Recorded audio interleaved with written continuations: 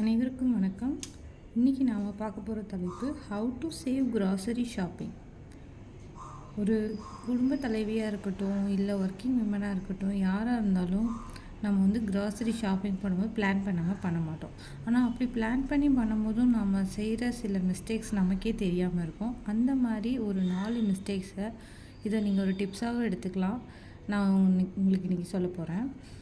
இதை தான் நான் ஃபாலோ பண்ணுறேன். நான் ரொம்ப காலமாக வந்துட்டு என்னுடைய எக்ஸ்பென்ஸ் எல்லாம் ட்ராக் பண்ணுவேன், லிஸ்ட் எழுதுவேன்.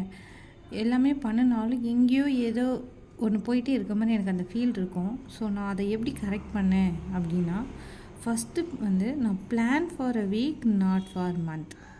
என்னென்னா, ஃபஸ்ட்டெல்லாம் வந்து நம்ம பொதுவாக நிறைய பேர் வந்துட்டு மந்த்லி கிராசரி பிளான் பண்ணுவோம். ஸோ ஒரு மந்த்துக்கு வாங்குவோம்.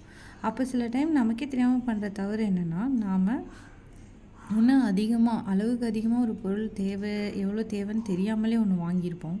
இல்லைன்னா வந்துட்டு ரொம்ப கம்மியாக வாங்கியிருப்போம். அப்போ அந்த பொருள் அதிகமாக இருக்கேன்னு நெக்ஸ்ட் மந்த் வேஸ்ட் ஆகலாம். இல்லைனா வந்துட்டு நமக்கு பத்தாமல் போகும், அவசரத்துக்கு அது இல்லாமல் போகும். அந்த மாதிரி இருக்கும். அதே மாதிரி வீக்லி பிளான் பண்ணும்போது நம்மளால் வந்துட்டு நிறைய எக்ஸ்பென்ஸை ட்ராக் பண்ண முடியும். எது அதிகமாகுது, எது கம்மியாகுது, இது ஒரு மாதத்துக்கு இது எவ்வளோ தேவைப்படும் ஒரு பொருள். உதாரணத்துக்கு வந்து நம்ம இப்போ கடுகு, சீரகம் இதெல்லாம் வந்துட்டு நம்ம அடிக்கடி வாங்க மாட்டோம். அது வாங்கினோம்னா அது ரொம்ப நாள் கழிச்சு வாங்குவோம். ஆனால் அதையே நம்ம வந்து எக்ஸஸாக வாங்கி அதை வந்து ஒரு டப்பாலையோ எதுலையோ போட்டு மூடி வச்சுட்டு அது இருக்குன்னே தெரியாமல் மறுபடியும் கூட சிலர்லாம் வாங்கிட்டுருப்போம். ஸோ அந்த தவிர தான் நான் பண்ணுறத கண்டுபிடிச்சிட்டு நான் அதுக்கப்புறம் என்ன பண்ணேன், என்னுடைய க்ராசரியை வந்து நான் வீக்லி பிளான் பண்ணேன், மந்த்லி வந்து அவாய்ட் பண்ணிட்டேன். So next, shop at local market. இது எல்லாருக்கும் பிடிச்சது வந்து என்னென்னா, நம்ம போய் டிமார்ட்லேயோ இல்லை நிறைய டிமார்ட் மாதிரி, நான் டிமார்ட்டை மட்டும் சொல்ல, நிறைய ஷாப்ஸை நம்ம வந்து ஆன்லைன் ஷாப்பிங் பண்ண ஜாலியாக போயிட்டு வரதுக்கு ரொம்ப பிடிக்கும். ஃபேமிலியோட டைம் ஸ்பெண்ட் பண்ணுவோம், குழந்தைங்களை கூட்டிகிட்டு போவோம். இதுக்காக நம்ம விரும்புவோம். ஆனால் நம்ம அங்கே போகிறதுனால நமக்கு நிறைய வந்து அன்வான்ட் செலவுகள் வரதை நம்மளால் ஃபீல் பண்ண முடியும். நாம் ஏதோ ஒன்று நினச்சி போவோம். ஆனால் அது ஒரு சின்ன பொருளாகவே இருக்கட்டும், அது ஒரு 10 ரூபா பொருளாக இருந்தாலும் அது நமக்கு தேவையில்லைன்னா நம்ம அதை பார்த்தா வாங்கணும் அப்படின்னு தோணும். சம்டைம்ஸ் ஆஃபர் போட்டிருப்பாங்க, அதுக்காக வந்து 1 கிலோக்கு பதிலாக 2 கிலோ இது மாதிரி வாங்கிட்டு வந்து அதை எக்ஸஸாக வச்சுட்டு நம்மளும் அதை பயன்படுத்தவும் மாட்டோம். அது அப்படியே இருக்கும், அதையும் மறந்துடுவோம்.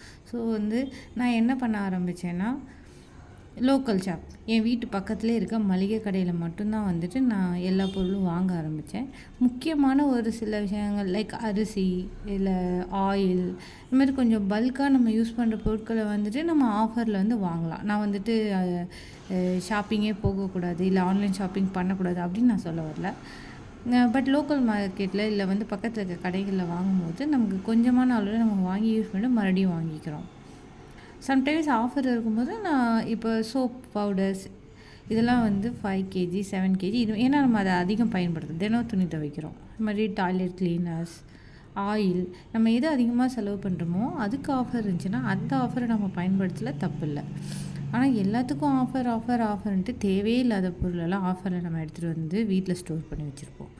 ஸோ நான் ஃபாலோ பண்ணுற மெத்தட் வந்துட்டு shop at local market. Next, plan your meals for the week. Yes, இப்போ நம்ம பிளானே பண்ணலைன்னா என்ன நடக்கும்னா, அடுத்த நேரம் என்ன சமைக்கிறது, முதல் நாள் நைட்டு தூங்கும்போது காலையில் என்னடா சமைக்கிறது அப்படின்னு நிறைய பேர் வந்து யோசிச்சுக்கிட்டே தூங்கியிருப்பீங்க. அப்படி யாராவது இருக்கீங்கன்னா கமெண்ட்டில் சொல்லுங்கள். ஸோ நம்ம வந்து நம்மளுடைய மீலை வந்து பிளான் பண்ணிட்டு இருந்தோம்னா நம்மளும் ஸ்ட்ரெஸ் ஃப்ரீயாக இருக்கலாம். நம்ம வந்து அதுக்காக கொஞ்சம் ப்ரீ பிளான் பண்ணுவோம். ஸோ நம்மளால் வந்து அந்த எக்ஸ்பென்ஸை ட்ராக் பண்ண முடியும். முடிஞ்ச வரைக்கும் எதுவுமே வீணாகாமல் நம்மளால் தடுக்க முடியும். இதுதான் பிளான் பண்ண போகிறோம். அதே மாதிரி எப்போவுமே வந்து நம்மளுடைய மீல் வந்துட்டு ஹெல்த்துக்கு காம்ப்ரமைஸ் ஆகாத அளவுக்கு நம்ம பிளான் பண்ணணும். ஹெல்த்தியாக சாப்பிட்ணும், அதே சமயம் வேஸ்ட் ஆகாமல் சாப்பிட்ணும். எவ்வளவோ சாப்பாடோ இல்லை எதுவுமே நம்ம குக் பண்ணிவிட்டு வேஸ்ட்டாக தூக்கி எறிஞ்சிடுறோம், இல்லைன்னா அது கெட்டு போக வச்சிடும். சம்டைம்ஸ் நிறைய பேர் ஃப்ரிட்ஜிலலாம் வச்சுட்டு மறந்தே போயிடும். ஆக்சுவலாக நான் வந்து எப்போவுமே வந்து இப்போ மார்னிங் பிரேக்ஃபாஸ்ட்டு என்ன சமைக்கிறேனோ அந்த டைமுக்கு மட்டும்தான் சமைப்பேன். அது வந்து எக்ஸஸ் ஆகாத அளவுக்கு. ஸோ அந்த மாதிரி இனிஷியலாக நம்ம செய்யும்போது மேபி நமக்கு மெஷர்மெண்ட்ஸ் தெரியாமல் இருக்கலாம். பட் அதை செய்ய நமக்கே பழகிடும். So plan your meals for the week. The last, avoid impulse buys. நமக்கு வீட்டில் இருக்கும் ஒரு பொருள். அது இருந்தாலும் சரி நம்ம நெக்ஸ்ட் மந்த்துக்கு இது யூஸ் ஆகுமே, இது ஆஃபரில் இருக்கே அப்படின்னு சொல்லிட்டு வாங்குவோம். அப்புறம் ஷாப்பிங் போகும்போது நல்லா வந்து அந்த ட்ராலி நிறைய அள்ளி போட்டுட்டு வருவோம். இதெல்லாம் இருக்கும். ஆஃபர்னு சொல்லிட்டு 1க்கு 2 வாங்குறது, அடிக்கடி வாங்குறது, ஆஃபர்லேயே இருக்கிறது. இதெல்லாம் வந்து நம்ம அவாய்ட் பண்ணோம்னா நம்மளுடைய க்ராசரி ஷாப்பிங்கை வந்துட்டு நம்ம கரெக்டாக ட்ராக் பண்ணி அளவாக செலவு பண்ண முடியும்.